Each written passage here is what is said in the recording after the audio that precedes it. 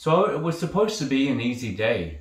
Hoosh, or Hooman, messaged me a couple weeks ago asking about replacing the valve springs in his C5Z06. Well, Bernie gave me a hand when I did mine about a year ago, and we didn't run into any issues. It was more or less pretty straightforward, pretty easy. So, of course, yeah, we can do that. He ordered the parts and we planned a time to come around and get it done, and, well, let's just say the day didn't go quite as planned. But before we get to the drama, how about we start where every good story starts? At the beginning.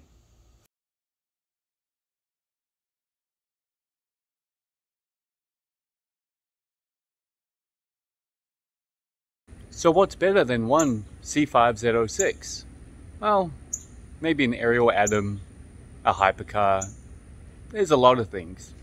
Keith, I'm sure, would say a BRZ, but so how about two Z06? Oh, hang on, let's try that one again. Two Z06s! My name's Kane, this is Hooman, Bernie's inside, he may come out later on. This is Bernie Rubber's Garage, welcome.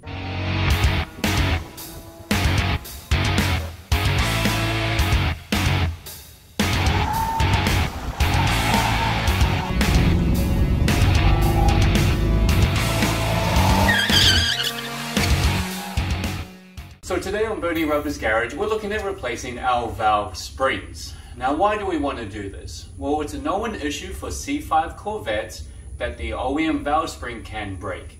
Now, the real world numbers are pretty small. We're talking about maybe 10% or less of valve spring failures.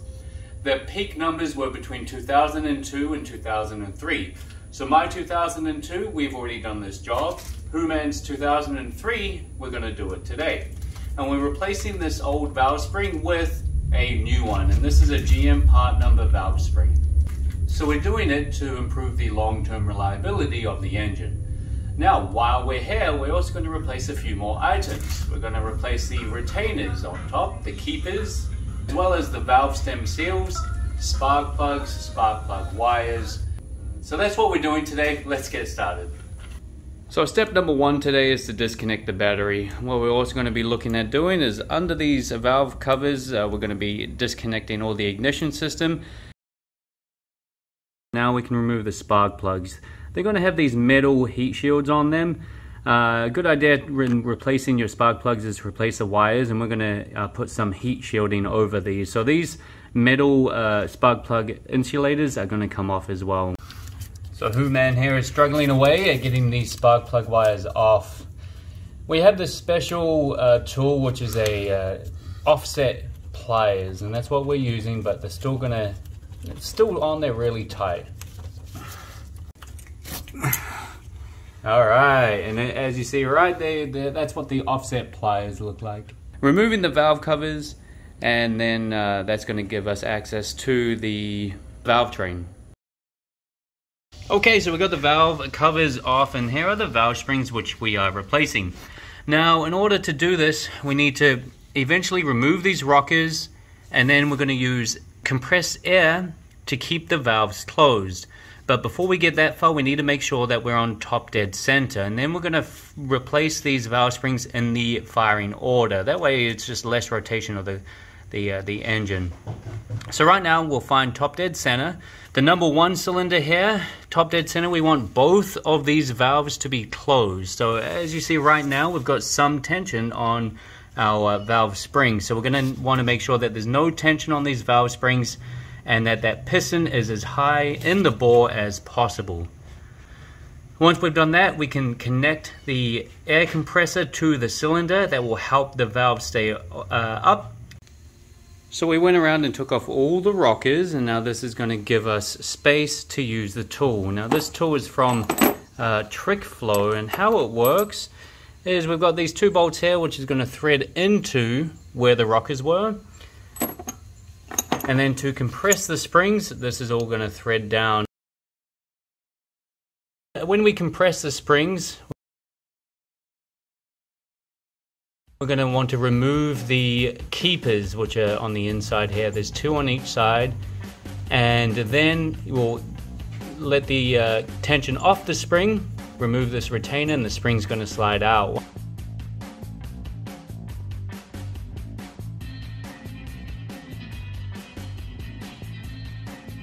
Once that's out, we're going to replace the valve seals, install the new springs, and get it done.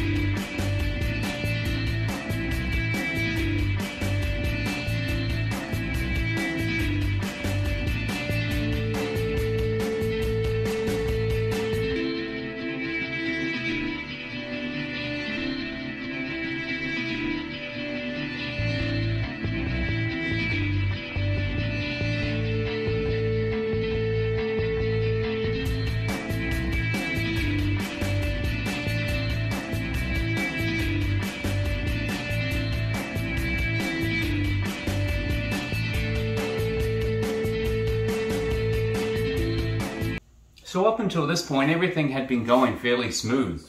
We had finished the valve springs on cylinder 1, 8, 7, and we were moving to cylinder number 2. It was around about lunchtime, and you know, I had allotted maybe 5 hours for this job, given some time for filming, and so we're pretty much on track.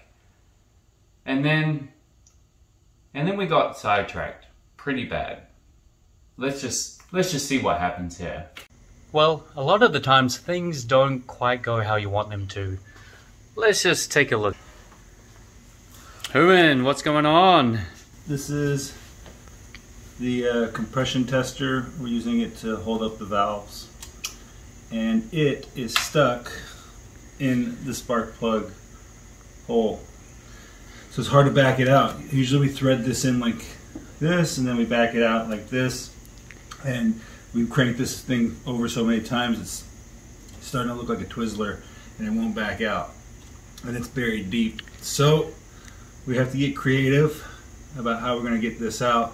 What we're going to do, I guess, next is divide and conquer. One of us will continue with the valve spring job while the other one works on getting this out, because without this out, we will not have a spark plug to run one of the 8 cylinders. Yep. And that's not going to be great.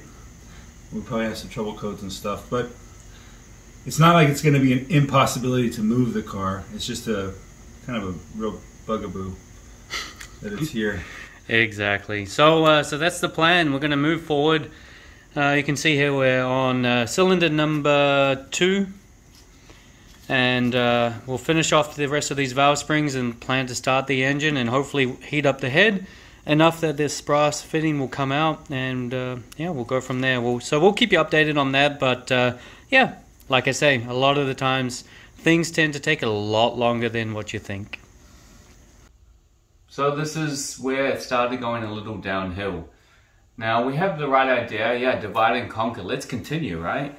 But you guys at home, take some guesses. How are we going to get this out? Are we going to get it out? So our initial thought is to heat up the engine.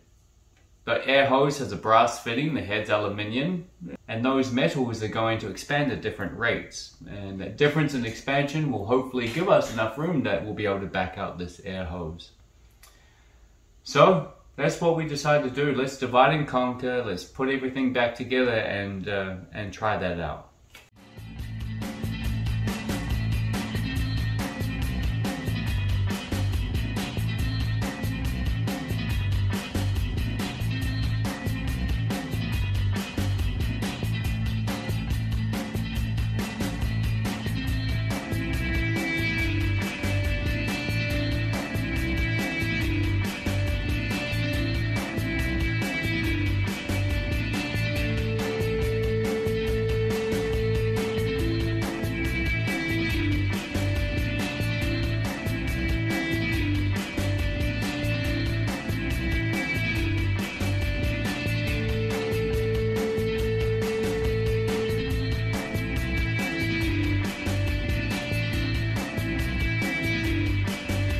Okay, so we're all done. Valve springs have been replaced, valve seals replaced, we've got new retainers and new keepers.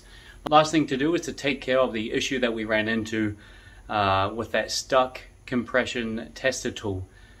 Stuck in cylinder number 8, but now that everything's done, we're going to go ahead and run the car, see if we can get it nice and hot and warm, and hopefully we'll be able to pull that out.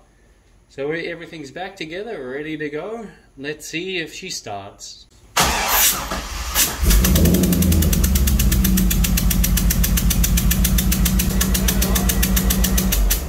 All right, take 2.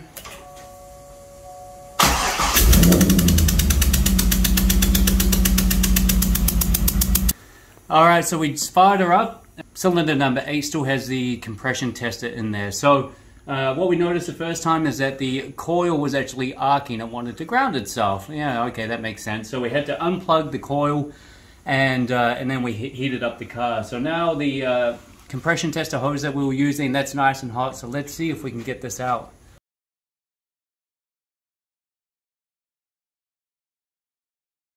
Well, as you can tell by now, that plan didn't quite work. So, how are we going to get this hose out? You know, we were able to get some rotation happening on the brass fitting, and later we found out that it was just the clamped portion of the hose that was rotating. So we're still stuck with this adapter piece in the cylinder head. How are we going to get it out? Well, as you're going to see here, the part that we use is no longer usable. Just take a look. So you join us in trying to get out this compression tester fitting. We ended up cutting the hose, pulling off the headers, and trying to hammer this little screwdriver in, and it is slowly working. Let's see if we can keep going and try to get it removed.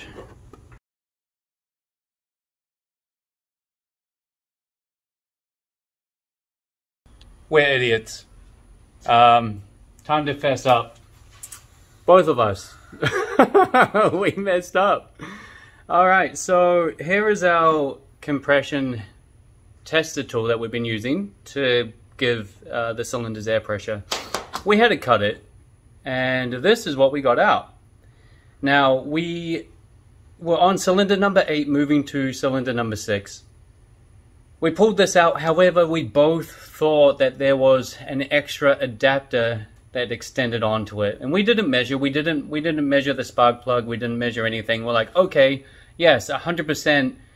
There must be something else to go in. Yeah, it looks like there's probably some fitting that was attached to it. Another longer fitting, something like, where's the? I mean, look, this is the one, another one we got from the store. Something like that. Pieces that go into pieces, but I don't know. But we're idiots. So anyway, so we ended up putting some thread locker onto this piece and threading it in, thinking we're threading it into that piece that we're missing. In hindsight, we just figured out that we put this in with thread locker into the cylinder head. This is what it looks like, I guess. Okay, right? So you see our mistake. We thought there was an extension on there. We didn't need it. Well, I went to put the screwdriver in and it kept on going, and I was like, well, let's go ahead and pull out this Sporescope little Wi-Fi camera we've got, and if you can see right here, we're going into the spark plug hole, and all we see are threads, and then you know, a blackness and abyss, which means there's nothing in there. Guys, I don't know, but we're laughing too. We created this problem. This has been a long day. Now it's time to finally put it all back together. And have a whole car. And have a working car. No paperweight. That's how it goes sometimes. Well, hopefully you learn from our rookie mistakes. Yeah, seriously. All right. No thread lock on your spark plug, your compression tester. Well, I am glad that we'll be able to get it done. All right, let's put everything back together.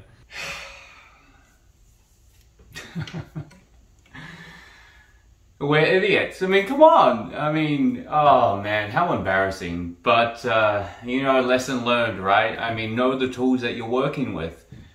you know, we thought we had an extension and that the extension portion of the tool was left inside the head, but that wasn't the case. So yeah, I mean, know your tools, know what you're looking for. And if ever in doubt, I mean, just use a little camera to go take a look and see if it's still inside that spark plug hole, right? I mean, it's common sense, but hey, you know, hopefully you guys can learn from our mistakes.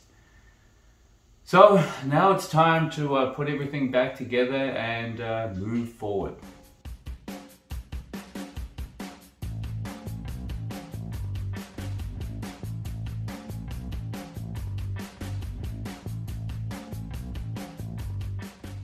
Everything's back together. Let's see how well she starts now.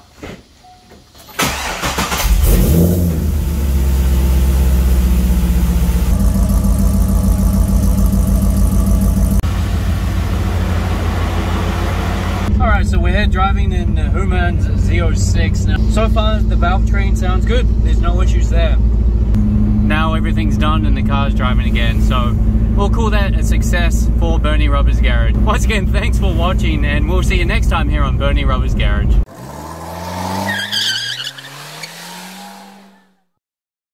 Once again, thanks for welcome.